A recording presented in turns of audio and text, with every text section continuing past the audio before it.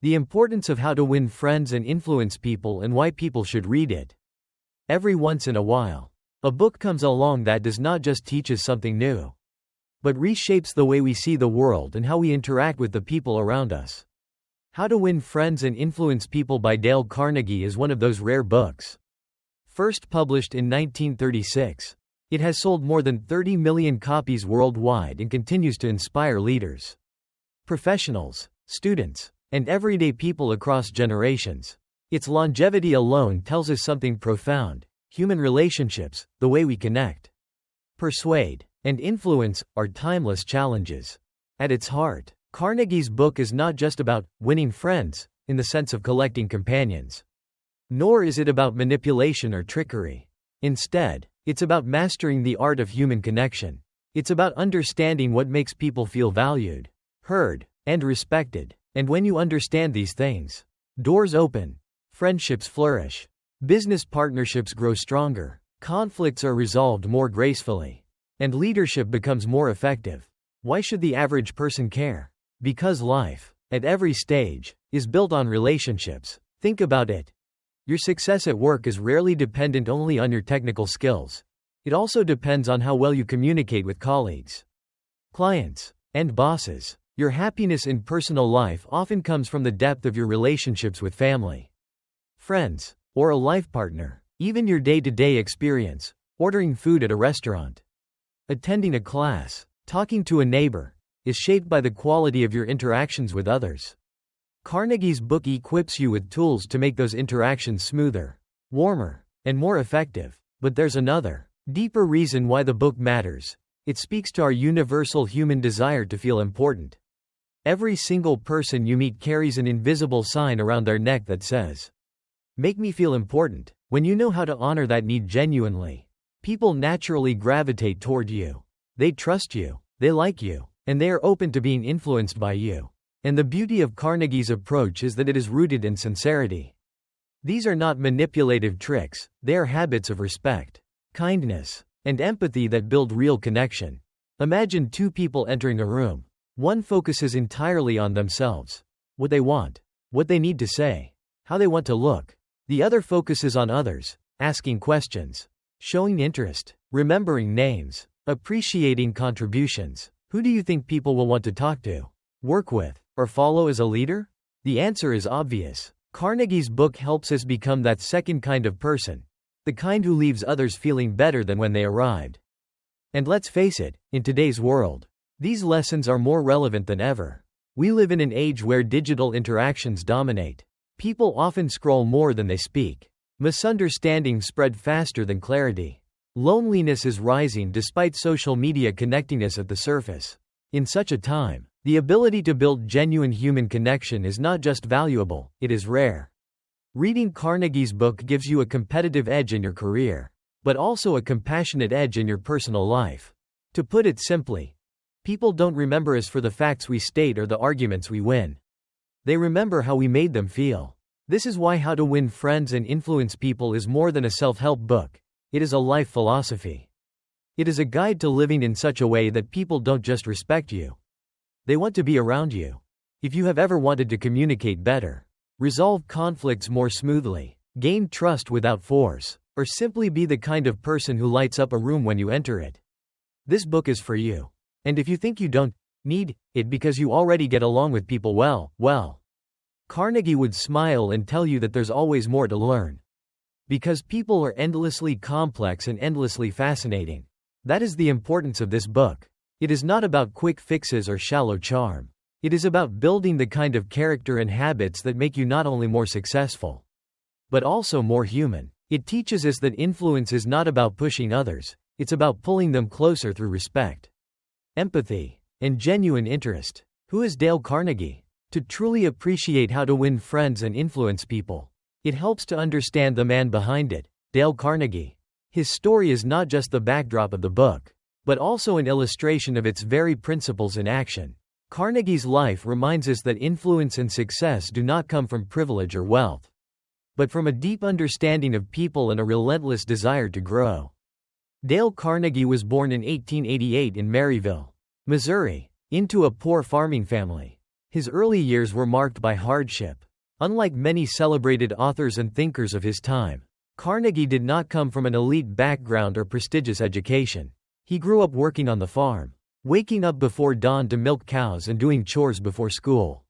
Yet, even in those humble beginnings, he discovered a talent that would change his life: the ability to speak, connect, and inspire. In high school and later in college, Carnegie found himself drawn to public speaking. He realized that while many people feared standing in front of an audience, he actually enjoyed it. More importantly, he noticed how powerful words could be. A well-delivered speech could move people, earn respect, and open doors. This insight led him to join debate clubs and eventually pursue opportunities to teach others the art of communication. But his path was not smooth. After college, he tried his hand at various jobs: salesman, actor, traveling lecturer. He even went broke at one point. Each failure, however, became a lesson. He observed people carefully: what made them listen, what made them resist, what inspired them. Over time, he realized that success in life was less about talent or knowledge and more about the ability to understand and influence people. That realization became the foundation of his career. In the early 1910s, Carnegie began teaching public speaking classes at the YMCA in New York. His classes quickly became popular, not because he lectured endlessly, but because he involved his students, encouraged them, and made them feel capable. He had an extraordinary gift: he could make people believe in themselves. Word spread, and soon his courses were in high demand. Carnegie wasn't just a teacher, he was a student of human nature. He read voraciously: psychology, history, biographies, looking for patterns in how leaders and influencers shaped others. He collected stories of Abraham Lincoln, Theodore Roosevelt, Charles Schwab, and countless others, analyzing their techniques for winning people over. What he discovered was strikingly consistent: success often depended not on force, but on empathy, encouragement, and respect. By the 1930s, his courses had evolved into the Dale Carnegie Institute, which trained thousands of people, from business leaders to everyday workers, in communication, leadership, and human relations. These courses laid the groundwork for what would become his most famous book, How to Win Friends and Influence People. Published in 1936, the book was essentially a distilled version of his teachings, made accessible to anyone willing to learn. Carnegie's philosophy was simple yet revolutionary: treat people with genuine respect, listen more than you talk, and seek to understand rather than to impress. At a time when business and leadership often emphasized authority and command, Carnegie proposed a gentler, more human-centered approach. He showed that influence is not about domination, it's about cooperation. What makes Carnegie stand out as an author is not just his insight, but also his humility. He never pretended to be perfect. In fact, he often admitted his mistakes openly, using them as teaching examples. This vulnerability made him relatable. His goal was never to appear as an untouchable guru but as a guide who walked alongside his readers and students. It is also worth noting that Carnegie's legacy extends far beyond his lifetime. He passed away in 1955, but his methods live on through Dale Carnegie Training, which continues to operate worldwide, teaching courses in leadership, communication, and personal development. His influence can be seen in countless modern self-help books, motivational seminars, and leadership programs. In many ways, he pioneered the entire personal development movement. When you read How to Win Friends and Influence People, you are not just learning principles, you are connecting with a man who lived them. Carnegie's warmth, curiosity, and respect for others pulse through every page. He was not writing from an ivory tower but from real-world experience, from selling products door to door, from struggling as an actor, from speaking to nervous students who doubted themselves. His insights came not from theory but from practice. Perhaps the greatest lesson from Carnegie's own life is that influence is not inherited, it is learned. He was not born a polished speaker or natural leader. He built those skills slowly, deliberately, by studying people and practicing relentlessly. This should be deeply encouraging to all of us. If Dale Carnegie, the poor farm boy from Missouri, could grow into one of the world's most influential teachers of human relations, then each of us can also grow into someone who connects, influences, and inspires. That is who Dale Carnegie was. a farmer's son who became a teacher to millions, a man who turned struggles into lessons, and an author whose ideas continue to shape the way we build relationships nearly a century later.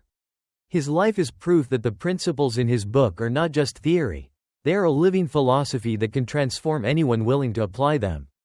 The purpose of How to Win Friends and Influence People. Every book is born from a question, a problem, or a gap in life that needs to be filled. How to Win Friends and Influence People is no exception. Dale Carnegie did not write this book simply to entertain, nor to impress readers with clever phrases. His mission was much larger, to help people solve one of the most universal struggles of human life, the struggle to get along with others. From the beginning of civilization, people have faced the same challenge: how do we live, work, and thrive together? Every day, humans collide with one another in conversations, negotiations, conflicts, and relationships. Families argue, colleagues misunderstand each other, leaders struggle to inspire their teams, and individuals wrestle with loneliness in a crowded world. For all our intelligence and technological progress, one of the hardest skills remains the most basic: the ability to understand and connect with another human being. Carnegie saw this problem everywhere. When he taught public speaking classes at the YMCA, he noticed that most students were not actually afraid of speaking, they were afraid of rejection. They wanted to be liked, respected, and taken seriously. Beneath their fear of words was a deeper fear: what if peep? The purpose of his book, then, was to provide a guide for navigating human relationships with wisdom and kindness. He wanted to show readers that success in life is not merely about intelligence, ambition, or technical skill, it is about people. You can be the most talented engineer, artist, or entrepreneur, but if you cannot get along with others, your potential is limited. On the other hand, someone with Avera, at its core, Carnegie's message is this: the ability to win friends and influence people is not a gift you are born with, but a skill you can learn. This idea was groundbreaking in his time. In the 1930s, the world was still recovering from the Great Depression. Millions were out of work. People were desperate for hope and guidance. Carnegie offered them a lifeline. Instead of waiting for luck or wealth, you could invest in the one resource you always carry: your ability to connect with people. But Carnegie also understood the deeper purpose behind these skills. They were not just about climbing the corporate ladder or selling more products. They were about human dignity. He believed that every person wants to feel valued, to feel important, to feel heard. When we recognize this, relationships transform, arguments soften, friendships deepen, even strangers become allies. In this way, his book was not just about influence, it was about creating a more compassionate world. The problem his book addresses can be summarized in one sentence: most people are focused on themselves. And that is why they fail to win others. We wake up thinking of our own needs. We talk about our own experiences. And we often forget to genuinely listen. As a result, we clash with others who are doing the exact same thing. Carnegie's solution was radical in its simplicity: shift the focus outward. Care about others. Ask questions. Offer appreciation. Smile. Remember names. These small habits dissolve the walls between people. In writing the book, Carnegie also wanted to challenge a destructive myth: that influence requires manipulation, authority, or pressure. Too often, leaders at the time believed that to be respected, they had to be feared. Carnegie flipped that idea upside down. He argued that true influence comes not from commanding people, but from winning their trust and goodwill. This was not only more effective, it was more ethical. If we step back and look at the larger picture, the purpose of Carnegie's work becomes clear. He wanted to democratize the art of human connection. He wanted every person, no matter their background, to have access to the tools that build success and happiness.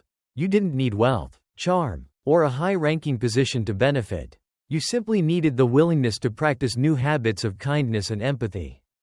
And perhaps the most beautiful part of Carnegie's purpose is that it serves both sides. The book is not just about helping you get what you want, it is about helping others feel seen, respected, and uplifted. In doing so, you win friends naturally and influence people not through force, but through sincerity. Everybody benefits. This is why the book continues to resonate nearly a century later. The problems it addresses, miscommunication, conflict, loneliness, and lack of understanding, are still with us today. In fact, in our digital era, they may be even more pressing. Carnegie's purpose is timeless: to teach us that the key to success and fulfillment lies not in machines, money, or status, but in how we treat one another. So if we ask, why did Dale Carnegie write this book? The answer is simple. He wanted to solve the greatest human challenge of all: getting along with people, and to show that doing so with empathy and respect can change not only your own life, but also the lives of everyone you touch. The key lessons from how to win friends and influence people. This is the longest and most important part because it contains all 30 principles Dale Carnegie outlined, spread across 4 major parts of the book. I'll explain each principle in clear, simple language, with examples and modern relevance so you can really feel how to apply them. Part 1. Fundamental techniques in handling people. 1. Don't criticize, condemn, or complain. Carnegie begins with a truth we often forget: criticism rarely changes people. Instead of inspiring improvement, it usually sparks resentment and defensiveness. Think about it. When someone criticizes you harshly, do you feel motivated to change? Or do you feel attacked? The same applies to everyone else. Instead of criticizing, Carnegie suggests understanding. If someone makes a mistake, try to see it from their perspective. A boss who yells at an employee for being late may win compliance for a day. But a leader who asks, "What's going on in your life that's causing this?" may earn loyalty for years. 2. Give honest and sincere appreciation. Everyone craves appreciation. It's like oxygen for the soul. Carnegie reminds us that people will do more for genuine recognition than they ever will for money or fear. But the key word here is sincere. Flattery feels fake and manipulative, while true appreciation is specific and heartfelt. Instead of a vague, "good job," say, "I really admire the way you stayed calm under pressure in that meeting." That lands deeply. 3. Arouse in the other person an eager want. People are motivated not by your desires, but by their own. If you want to influence someone, frame things in terms of their interests. For example, if you want a child to study, don't just say, "Do it because I said so." Show them how studying helps them achieve their own dreams. Whether it's becoming a doctor, an athlete, or a creator, influence begins when you align with what others already want. Part 2. 6 ways to make people like you. 4. Become genuinely interested in other people. Most of us are absorbed in ourselves, our problems, our goals, our stories. But Carnegie's advice is simple: if you want to be interesting, be interested. Ask questions. Listen deeply. Don't just wait for your turn to speak. When you genuinely care about others, they feel it, and bonds form naturally. 5. Smile. It sounds almost too simple, but a smile is one of the most powerful tools in human relations. A genuine smile says, "I'm glad to see you." It disarms tension, builds warmth, and opens conversations. In a world where people often walk around stressed or distracted, a smile is a gift of presence. 6. Remember that a person's name is, to that person, the sweetest sound. A name carries identity. When you use someone's name, you acknowledge their individuality and show respect. Imagine the difference between, "Hey, you," and, "Hi, Sarah." The second makes you feel seen. Carnegie insists that remembering and using names is a small habit that leaves a lasting impression. 7. Be a good listener. Encourage others to talk about themselves. People love to talk about themselves, it's human nature. When you give them space to do so, they feel valued. Carnegie's point isn't to manipulate, but to honor others by really hearing them. Instead of competing to share your own story, let others share theirs. They will walk away feeling uplifted and connected to you. 8. Talk in terms of the other person's interests.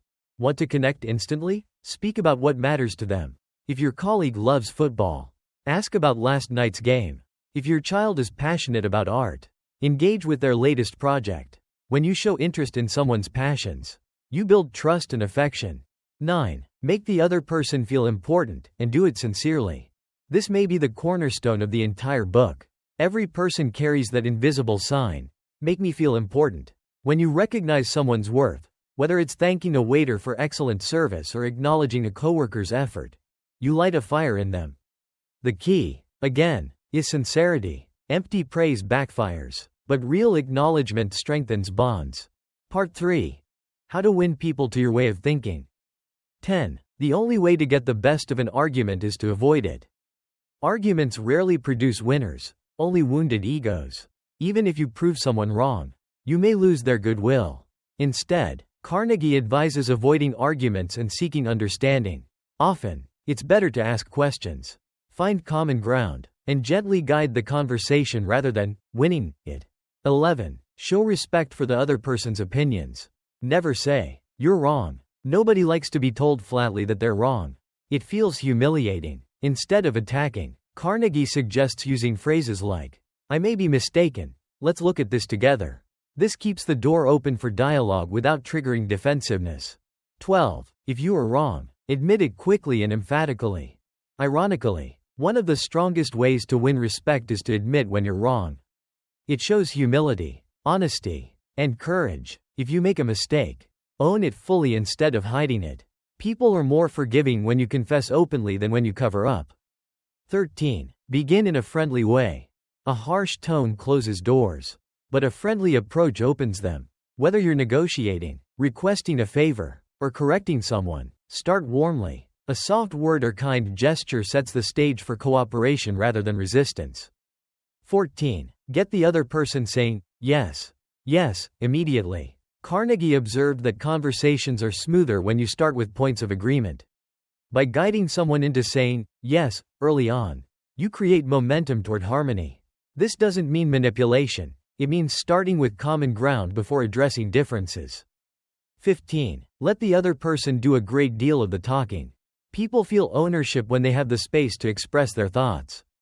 If you dominate the conversation, they may tune out, but when they talk, they feel respected and heard, and often, they'll reveal exactly how to connect with them. 16. Let the other person feel that the idea is theirs. If you want someone to embrace an idea, let them claim it, instead of pushing. Guide the conversation so they arrive at the conclusion themselves. When people feel ownership, they commit more fully. 17. Try honestly to see things from the other person's point of view. Empathy is influence. When you step into someone's shoes and truly try to understand their perspective, you build bridges, even if you disagree. Acknowledging their viewpoint softens resistance. 18. Be sympathetic with the other person's ideas and desires. Sometimes, the most powerful thing you can say is, "I understand how you feel." Sympathy validates emotions and builds trust. It doesn't mean you have to agree, but it shows you care. 19. Appeal to the nobler motives. Carnegie believed that most people see themselves as guided by good intentions. If you appeal to their higher values, honesty, fairness, generosity, they are more likely to act in positive ways. Instead of questioning someone's motives, assume the best and invite them to rise to it. 20. Dramatize your ideas. Facts can be dry, but stories, images, and drama stick. If you want to influence, make your message vivid. Carnegie gives the example of salespeople who bring props or demonstrations to life. In modern times, this might mean using a powerful story, a visual, or even humor to make your point memorable. 21. Throw down a challenge. Humans love challenges. They awaken creativity, energy, and pride. Carnegie found that many leaders inspired action not by commanding, but by setting a challenge that appealed to ambition. Instead of saying, "You must do this," say, "I bet you can't beat this record." Challenges turn work into play and duty into desire. Part 4. Be a leader. How to change people without giving offense or arousing resentment. 22. Begin with praise and honest appreciation. When giving feedback, start with what the person is doing well. Praise softens the sting of correction and shows that you see the whole person, not just their mistakes. 23. Call attention to people's mistakes indirectly. Instead of bluntly pointing out flaws, hint gently. Use suggestions or questions like, "Do you think this might work better another way?" Indirect feedback is more likely to be received without resistance. 24. Talk about your own mistakes before criticizing the other person. Humility is powerful. By admitting your own failures, you create a safe space for others to improve without shame.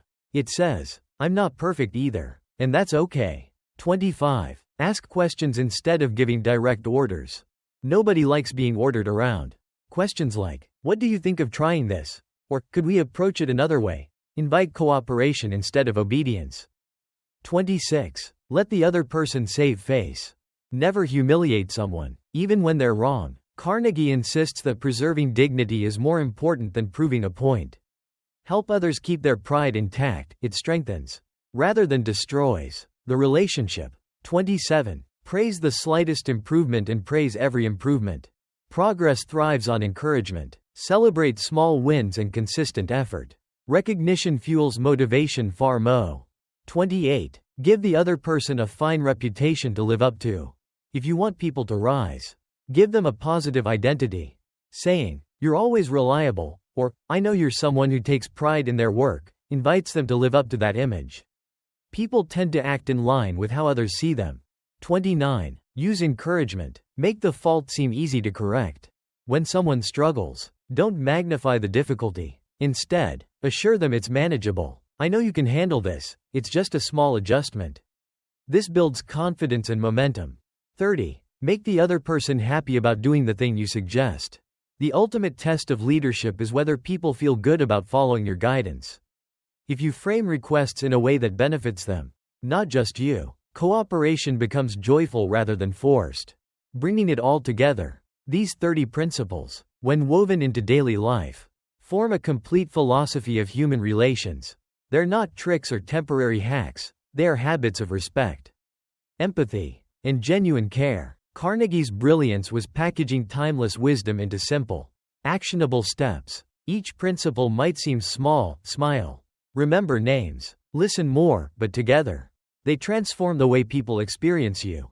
They make you someone who not only wins friends and influence, but also spreads warmth, encouragement, and humanity wherever you go. How to apply the lessons in real life. It's one thing to read Dale Carnegie's 30 principles and nod in agreement. It's another to actually live them. Real transformation doesn't happen from memorizing rules. It happens when those principles become habits. Carnegie himself often said, "Only knowledge that is used sticks in your mind." So how do we take these timeless lessons and apply them in today's fast-paced, digital, often stressful world? Let's break it down into practical steps, exercises, and checklists that anyone can follow. 1. Start small, one principle a week. Trying to apply all 30 principles at once is overwhelming. Instead, choose one principle per week to focus on. For example, Week 1. Smile at everyone you meet. Week 2. Remember and use people's names. Week 3. Listen more. Talk less. By practicing one at a time, you give yourself space to notice the difference it makes, and you build habits that last. 2. Build a daily connection ritual. Every day, make it a point to practice at least one of Carnegie's habits. Here's a simple checklist you can keep in your journal or phone. Checkmark: did I smile genuinely at someone today? Checkmark: did I use someone's name in conversation? Checkmark: did I give sincere appreciation to someone? Checkmark: did I ask a question that showed interest in another person's life? Checkmark: did I listen without interrupting? Even checking off 2 or 3 boxes daily can transform your relationships over time. 3. Practice the 2-minute rule of appreciation. Whenever someone helps you, contributes, or even brightens your day, take 2 minutes to show appreciation. Send a quick text, write a thank you note, or give a specific compliment. Carnegie often said that people will work harder for appreciation than for money, and you'll be amazed how this small habit deepens goodwill around you. 4. Reframe criticism into curiosity. Instead of jumping to criticism, ask yourself, what might this person be going through? How can I guide instead of blame? What's the kindest way to help them improve? A powerful practice is to replace every criticism with a question. For example, instead of, "You never listen," try, "Can we find a better way to communicate?" This shifts the energy from attack to collaboration. 5. Turn conversations into discoveries. Whenever you meet someone, treat the conversation as a chance to learn something new about them. Carnegie advised, be hearty in your approbation and lavish in your praise. In practice, this means, ask about their passions, hobbies, or dreams. Notice their strengths and acknowledge them. Encourage them to talk about themselves. Over time, you'll find that people remember you as someone who makes them feel truly seen. 6. Apply principles at work. Workplaces can be stressful, competitive, and full of misunderstandings. Carnegie's principles are especially powerful here. Before meetings, begin with friendly small talk and appreciation. During disagreements, avoid saying, "You're wrong," instead, Say, "That's an interesting point. Let's explore it." With leadership, use questions instead of commands. "How do you think we could solve this?" With feedback, start with praise. Then gently offer suggestions. Leaders who apply these habits don't just get compliance, they earn loyalty. 7. Apply principles in family and friendships. Sometimes, we treat strangers with more politeness than our own loved ones. Carnegie's wisdom reminds us to reverse that. Smile more at home. Listen fully when a spouse, parent, or child talks. Express gratitude for everyday acts. "Thanks for cooking dinner. I appreciate how you always check in on me." When correcting, do it with gentleness, not criticism. These small gestures often repair and strengthen bonds more than grand speeches ever could. 8. Rehearse Carnegie's ideas daily. Carnegie encouraged repetition. Just like athletes rehearse plays, we need to rehearse human relations habits. Try these exercises. Mirror practice. Smile at yourself in the mirror every morning until it feels natural. Journal reflection. At night, write down how you applied, or failed to apply, a principle that day. Role play. Before a tough conversation, rehearse starting with appreciation or empathy. The more you rehearse, the more automatic these skills become.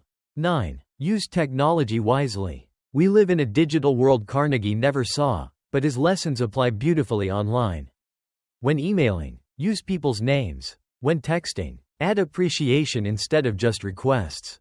On social media, engage with genuine comments instead of just scrolling. In video calls, smile and show interest. It's visible even through a screen. Technology can either make us more distant or more connected. Carnegie's principles tip the balance toward connection. 10. The Weekly Carnegie Challenge. To make it fun, create weekly challenges for yourself or your team. For example, Week 1. Give 3 people sincere compliments. Week 2. Have a conversation where you only ask questions. Week 3. Write a thank you note to someone unexpected. Week 4. Let someone else feel like the idea was theirs. Gamifying the process keeps it exciting and builds momentum. Final thought on application. Carnegie's wisdom is like a toolbox. The more you use it, the more skilled you become at building strong relationships. At first, it may feel unnatural, especially if you're used to focusing on yourself. But over time, these practices become second nature. You'll notice people responding differently to you, more warmth, more openness, more respect. And the best part? These habits not only make others feel good, they make you feel good too. Smiling, appreciating, listening, and encouraging aren't just strategies for influence. They're ways of living a more joyful, connected, and meaningful life. Real-life illustrations of Carnegie's principles. One of the reasons Dale Carnegie's book continues to resonate nearly a century after it was first published is because it doesn't deal in abstract theory. It deals in real human behavior. And when we look around, we can see his principles at work in everyday life, in history, in business, and even in our own relationships. Let's explore some vivid examples that bring his lessons to life. Everyday stories. The power of a smile. Imagine you're rushing into a coffee shop on a Monday morning. The line is long, people look grumpy, and the barista seems exhausted. Then you smile, make eye contact, and say, "Good morning, I hope your shift's going okay." The barista's shoulders relax, and you notice a faint smile appear. That tiny moment doesn't just improve their day, it changes yours too. Smiling, as Carnegie taught, is contagious. Remembering names. A teacher once shared how she made it a rule to remember the name of every student on the first day of school. She admitted it wasn't easy, but she knew that when she greeted students by name, their eyes lit up, they felt seen. That sense of importance motivated them to engage more in class. Carnegie's advice, that a person's name is the sweetest sound to them, proves true in classrooms, workplaces, and homes. Listening instead of arguing. Think of a couple disagreeing about where to go for vacation. One partner insists on the beach, the other argues for the mountains. The argument escalates until both are frustrated. But then one pauses and says, "Tell me what you love most about the mountains."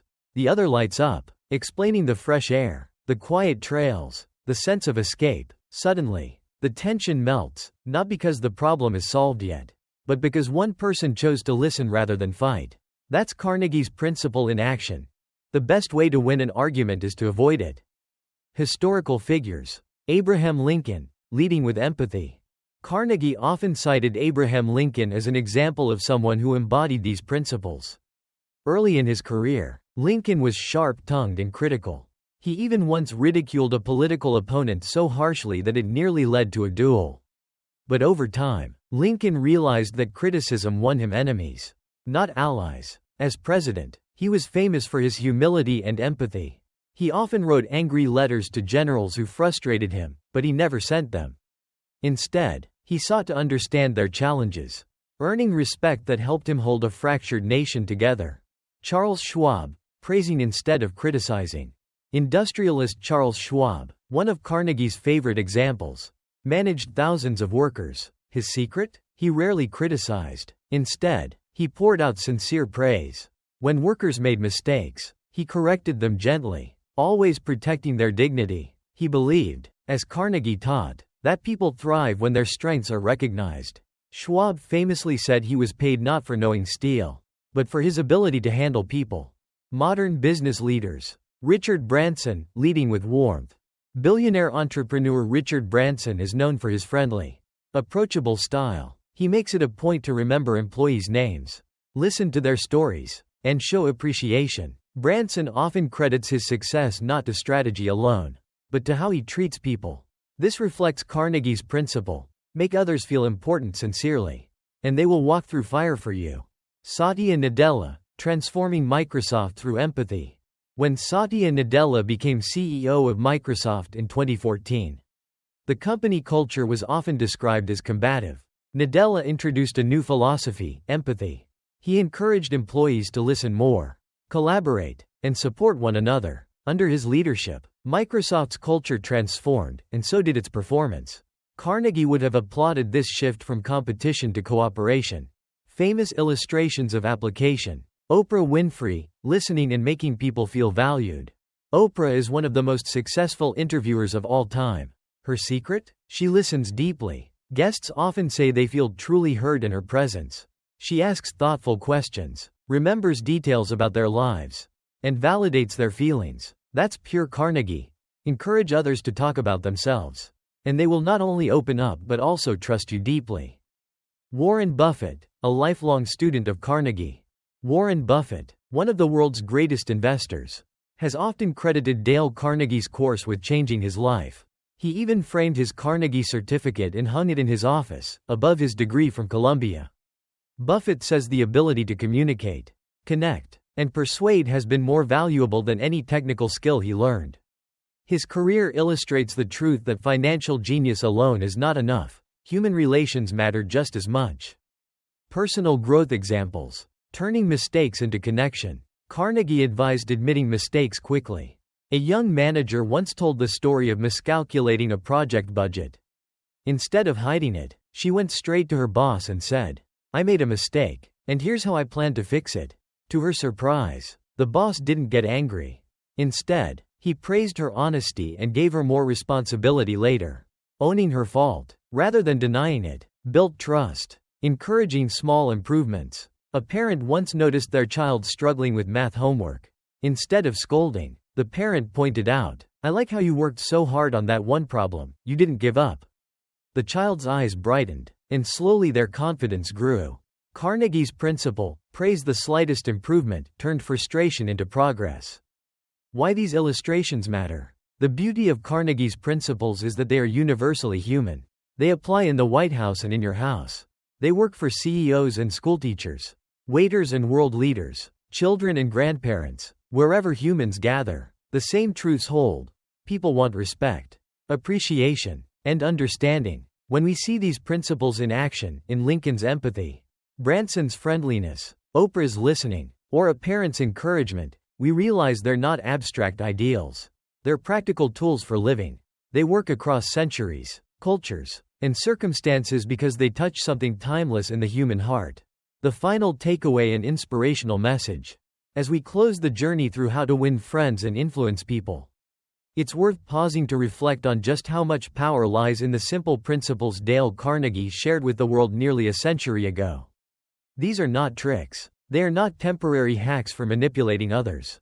They are, at their core, Lessons in how to be more human, how to treat people with the dignity, respect, and warmth that we all long for. The essence of the book can be summed up in a few timeless truths. People crave appreciation more than anything else.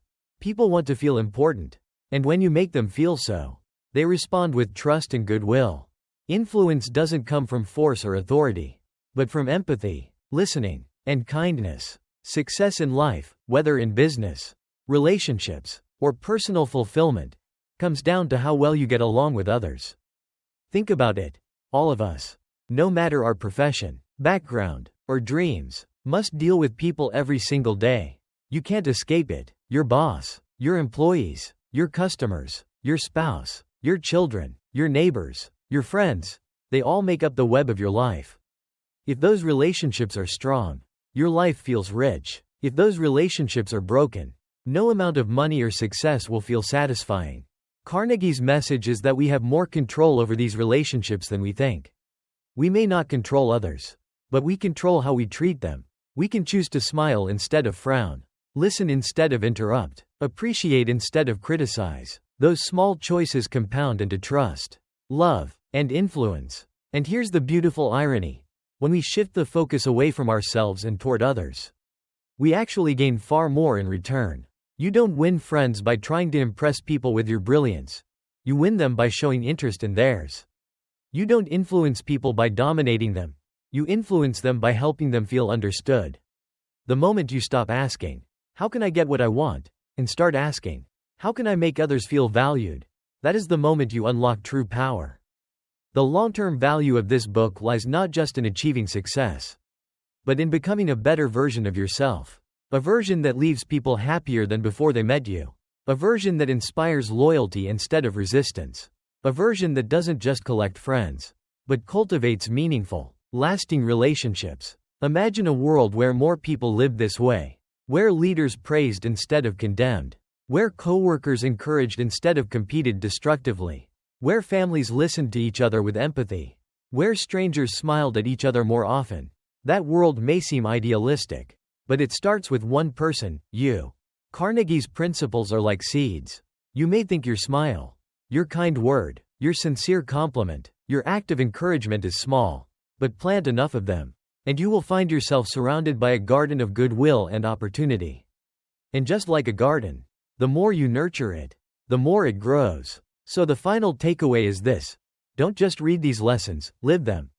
Put them into practice every day. Let them shape the way you speak, the way you listen, the way you lead, the way you love. Carry them into your workplace, your family, your friendships, your community. And remember, as Carnegie himself might remind us, you don't have to be perfect to make a difference.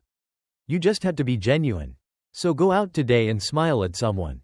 Remember their name. Listen without interrupting. Give honest appreciation. Encourage instead of criticize. Do this not once, not occasionally, but habitually. Slowly, you will notice something incredible. The world begins to smile back at you. Because at the end of the day, the real victory is not just winning friends or influencing people. It's becoming the kind of person who makes life brighter for everyone you meet. And that is a legacy worth building.